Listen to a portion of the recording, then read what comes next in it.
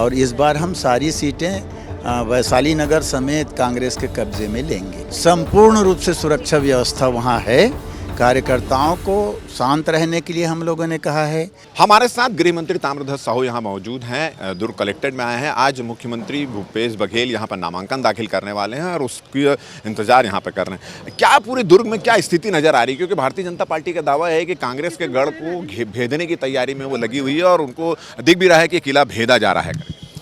कहीं पर दिख नहीं रहा है। उनको जो कह रहे हैं वो अपने भेदने की तैयारी, उसमें कभी सफल नहीं होंगे।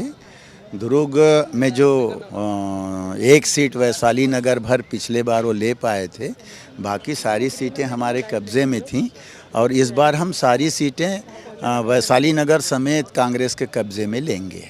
ये दुर्ग की जो जनता है और ज़िले की जनता, वो थोड़ा सा इस बात को लेकर खफा है कि मुख्यमंत्री यहाँ के इस ज़िले के, उसके अलावा आप लोग सब यहाँ के मंत्री हैं, मगर जो विकास होना चाहिए, जो जैसे लोगों की भावनाओं के अनुरूप जो काम होना चाहिए वो काम नहीं हुआ, इसको लेकर थोड़ी सी नाराज़गी भी दिख रही है। कहीं कोई नाराज़गी की बात नहीं है। जितना जनता का सोच था उससे ज़्यादा हम लोगों ने काम किया है, हर क्षेत्र में काम किया है और 5 सालों में जनता ने जो जो हमें कहा है वो सब कामों को पूरा किया है। कहीं पर ऐसी बात नहीं है कि किसी काम को रोका गया हो, ना किया गया हो।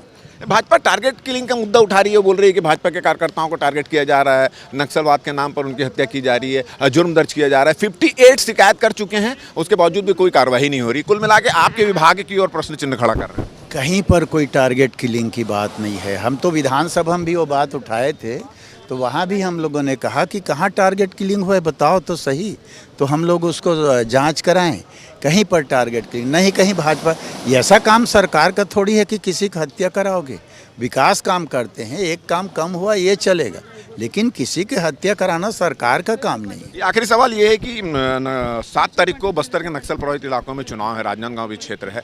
सुरक्षा व्यवस्था के किस तरह के निर्देश दिए गए? क्योंकि नक्सली इस मौके का इंतजार करते हैं, लगातार कुछ वारदात करने की फिराक पर रहते हैं। क्या व्यवस्था है, क्या दिशा निर्देश दिए हैं, क्या आपके कार्यकर्ताओं को भी क्या समझाइश दिए हैं आप? संपूर्ण रूप से सुरक्षा व्यवस्था वहाँ है। कार्यकर्ताओं को शांत रहने के लिए हम लोगों ने कहा है।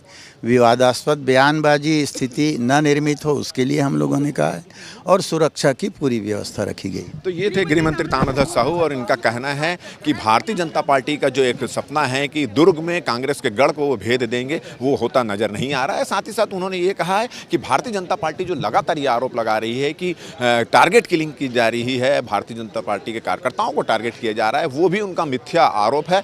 और बस्तर में और राजनांदगांव में जो प्रथम चरण के चुनाव होने वाले हैं, वहाँ पर सुरक्षा व्यवस्था पुख्ता है। और उन्होंने ये भी कहा है कि भारतीय जनता पार्टी की जो मनोकामना है कि दुर्ग के किले को भेज देंगे, वो पूरा किसी भी स्तर में पूरा होता हुआ नजर नहीं आ रहा है। कैमरामैन नजीर खान के साथ राजेश मिश्रा, IBC 24 रायपुर।